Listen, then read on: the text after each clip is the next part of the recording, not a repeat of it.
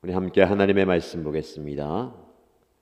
호세아서 9장 1절에서 17절까지 말씀입니다.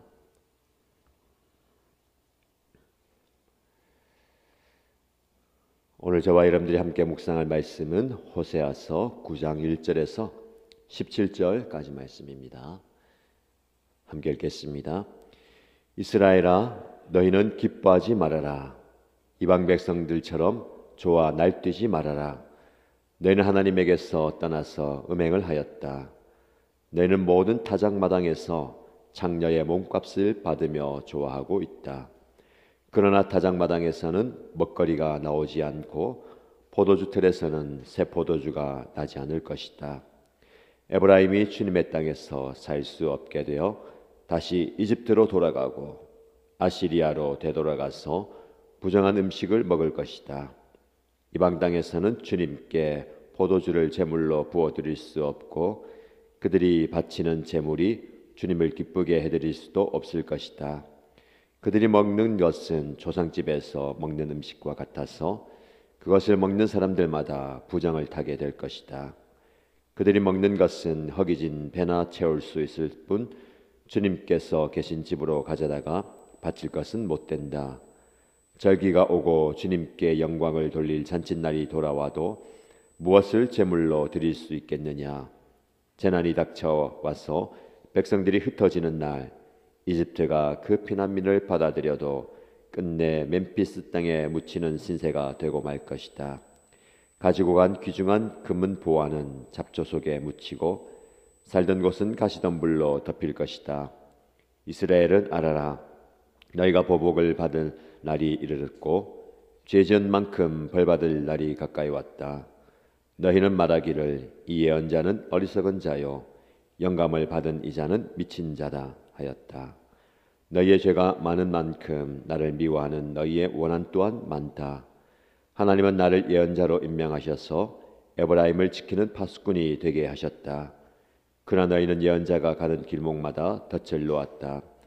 하나님이 계신 집에서마저 너희는 예언자에게 원한을 품었다.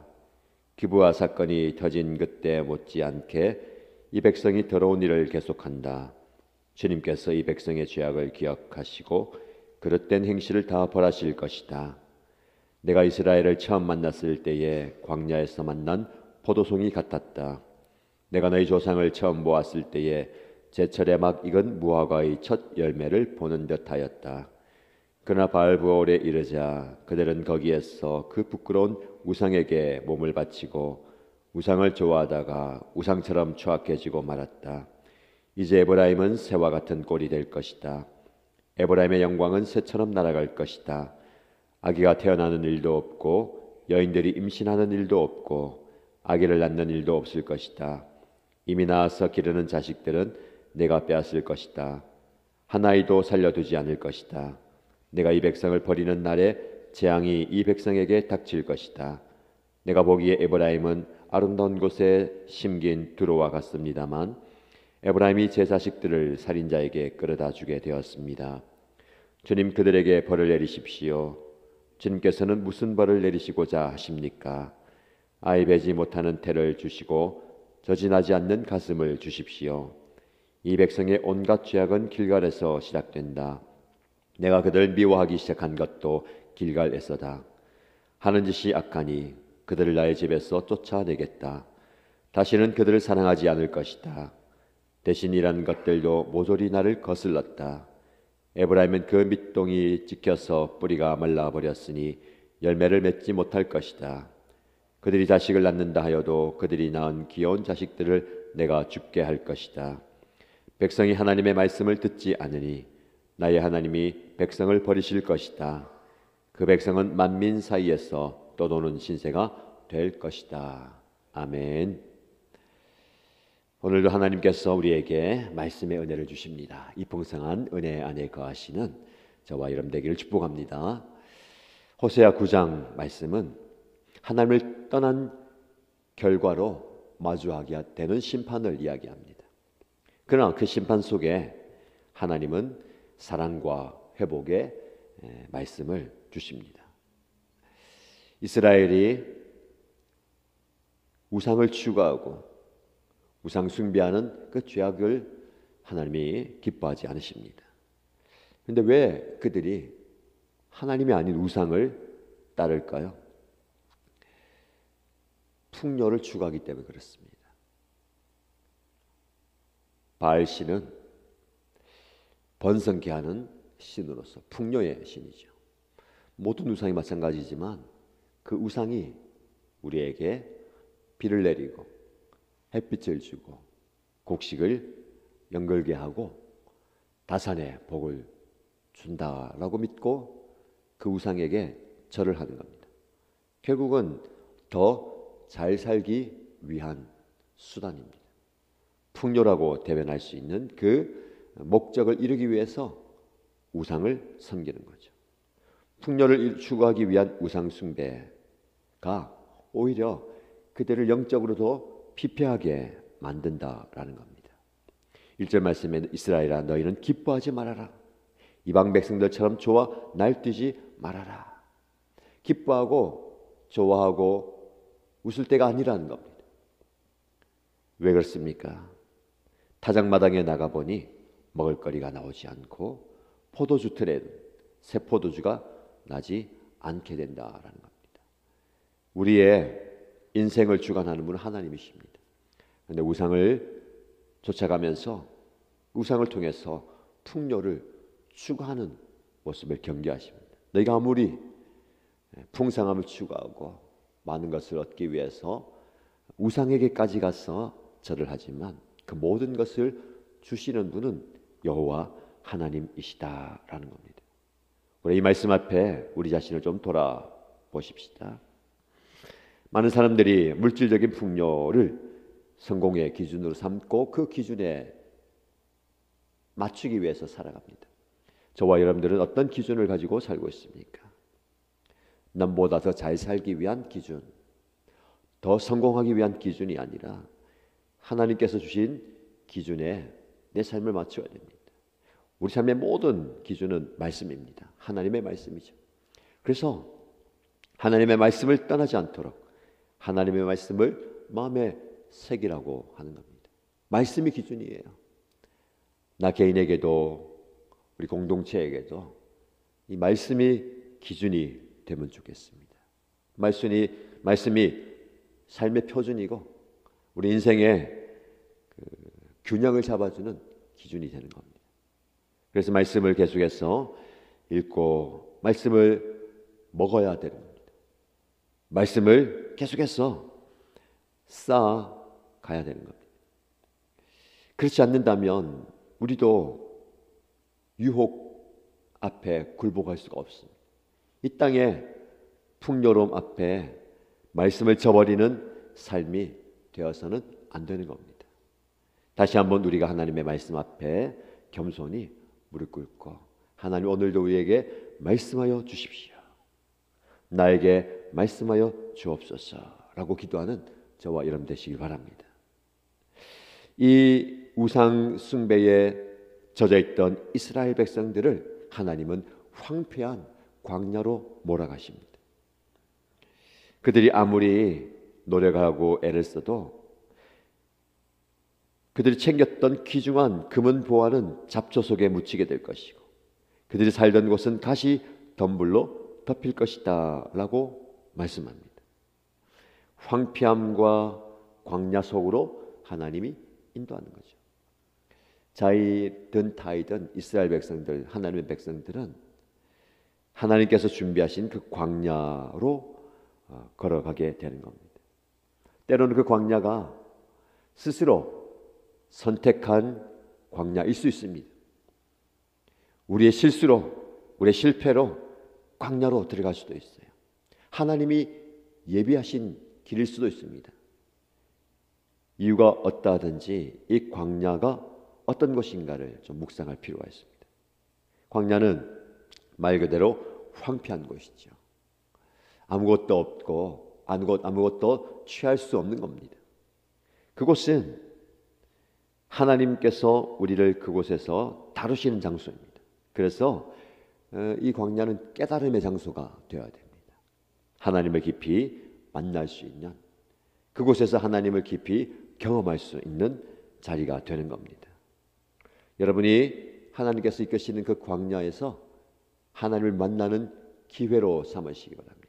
하나님을 경험할 수 있는 은혜의 축복의 기회가 된다라는 것을 기억하시기 바랍니다. 그 장소가 어떤 장소일까요? 여러분이 경험하는 그 황폐한 광야는 어떤 장소입니까?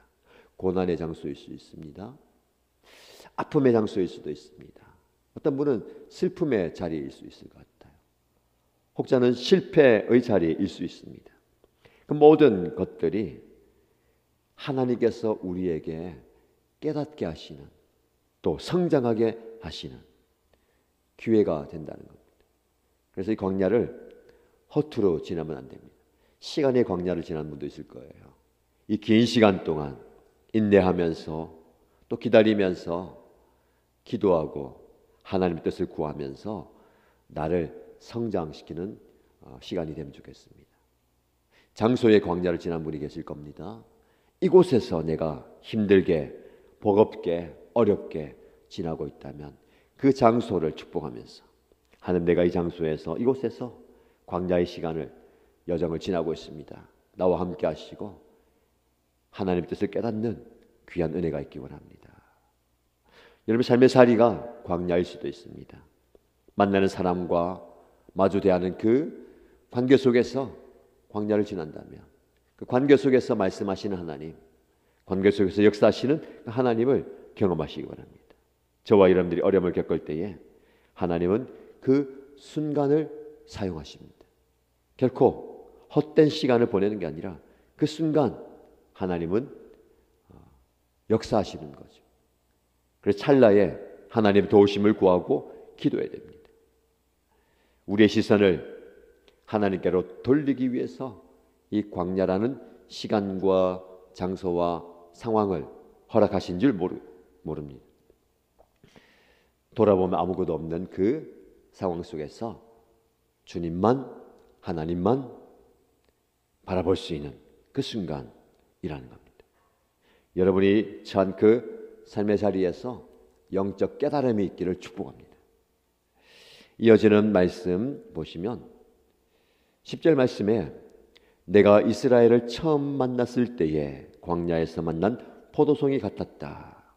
내가 너희 조상을 처음 보았을 때에 제철에 막 익은 무화과의 첫 열매를 보는 듯 하였다 라고 칭찬을 아끼지 않습니다. 이스라엘을 향한 칭찬이에요. 광야에서 만난 포도송이. 이 말씀을 좀 묵상하시기 바랍니다. 광야, 황폐한 광야, 아무것도 없는 그곳이라고 했죠. 고난과 아픔과 슬픔의 자리고 굶주림의 자리입니다. 목마름의 자리입니다. 근데 그곳에서 포도송이를 만나게 되는 겁니다. 무슨 말씀일까요? 두 가지 의미입니다. 하나님께서 이스라엘을 그렇게 귀하게 여기신다라는 겁니다.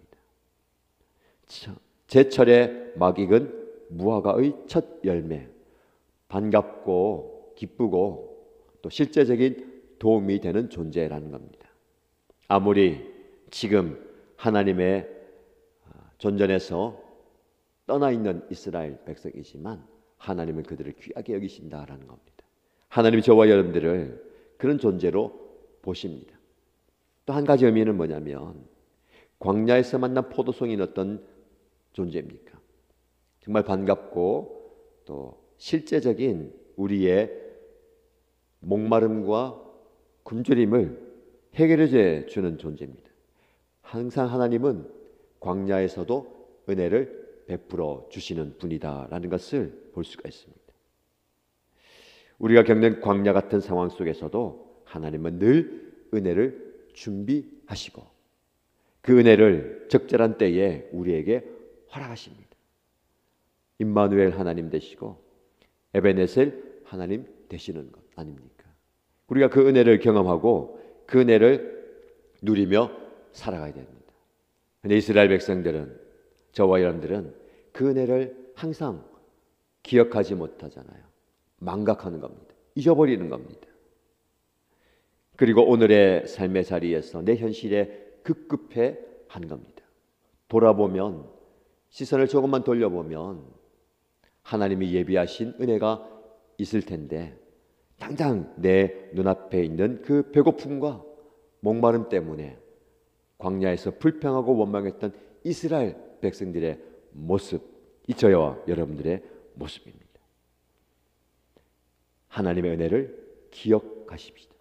기억이 굉장히 중요합니다.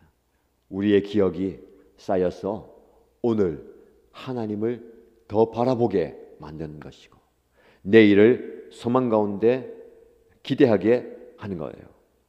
그래서 각 과거와 현재와 미래를 살아갈 때에 지난 과거 나와 함께 하신 하나님을 기억하고 하나님의 은혜를 상기하고 하나님의 은혜를 계속해서 묵상하는 게 중요합니다. 그래서 오늘을 최선을 다해서 광야 같은 여정이지만 하나님을 바라보는 겁니다. 그리고 내일을 기대하는 거예요. 어떤 기대가 있습니까? 하나님은 저와 여러분에게 큰 은혜를 주실 줄로 믿습니다. 오늘보다 더 큰 은혜가 우리에게 준비되어 있고 예비되어 있다는 겁니다. 말씀을 맺겠습니다. 광야는 힘든 장소입니다. 광야는 아픈 장소입니다. 그러나 하나님 그곳에서 우리가 깨닫게 하시고 하나님은 그곳에서 우리를 만나 주십니다.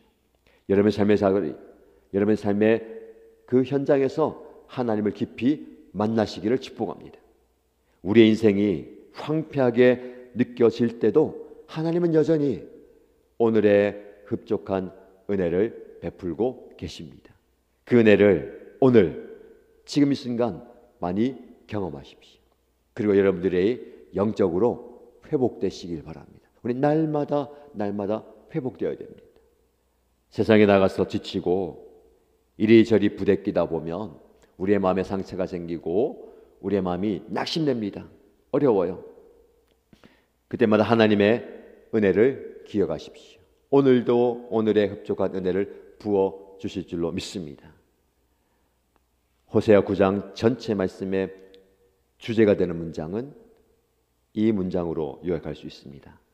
하나님의 은혜는 광야에서도 우리를 회복시키는 포도송이가 됩니다. 여러분 지금 목마르십니까? 하나님이 주시는 은혜로 그 목마름을 해결하시고, 여러분 배고프십니까? 굶주려 있습니까? 하나님이 주시는 그 은혜로 배부름을 경험하는, 풍성함을 경험하는 오늘 하루가 되시기를 주님의 이름으로 축복합니다.